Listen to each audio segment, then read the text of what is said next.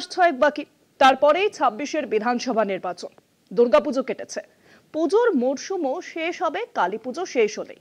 তারই মধ্যে বিধানসভা নির্বাচনের দামামা বাজিয়ে দিল তৃণমূল কংগ্রেস।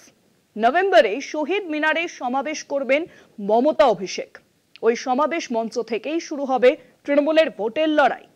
এবারের নির্বাচনে এসআইআরই হতে চলেছে তৃণমূলের লড়াইয়ের বড় অস্ত্র। উৎসবের মরশুম শেষ হলেই বাংলায় ভোটের দামামা বাজিয়ে দেবে তৃণমূল। বঙ্গের বিধানসভা ভোট আগামী বছরের এপ্রিল মে নাগাদ হওয়ার সম্ভাবনা প্রবল।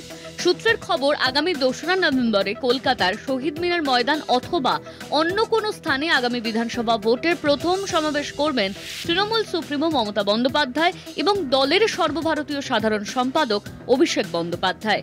এই সমাবেশ থেকেই আনুষ্ঠানিকভাবে ভোটের প্রচার শুরু করবে তৃণমূল। কিছুদিনের মধ্যে তৃণমূলের তরফে এই সমাবেশের স্থান ও তারিখ জানিয়ে দেওয়া হবে। 26-এর ভোটের দামামা তৃণমূলের। নভেম্বরে শহীদ মিনারে মমতা অভিষেক। সমাবেশ থেকেই আনুষ্ঠানিকভাবে শুরু তৃণমূলের ভোটের লড়াই। 26-এর ভোটে এসআইআর হতে চলেছে তৃণমূলের লড়াইয়ের বড় অস্ত্র। বিজেপির সর্বাত্মক বিরোধিতার সুর বেঁধে দেবেন মমতা অভিষেক। মমতা অভিষেকের এই সমাবেশের পরে রাজ্য জুড়ে প্রচার শুরু করে দেবে তৃণমূল। বিজেপির সর্বাত্মক বিরোধিতায় বৃহস্পতিবারই ডিজিটাল যুদ্ধের ডাক দিয়েছেন অভিষেক বন্দ্যোপাধ্যায়।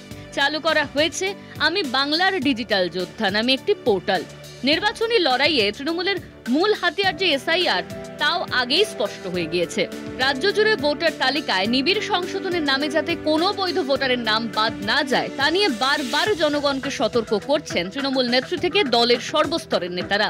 নভেম্বরের সমাবেশে ফের সেই ইস্যুতে শান দেবেন মমতা অভিষেক, এমনই মনে করা হচ্ছে।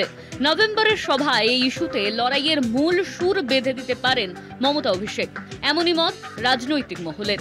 24-এর লোকসভা ভোটের আগে ব্রিগেড ময়দানে জনসমাবেশ করে 42 আসনে প্রার্থীদের নাম ঘোষণা করেছিলেন মমতা বন্দ্যোপাধ্যায় ও অভিষেক বন্দ্যোপাধ্যায়।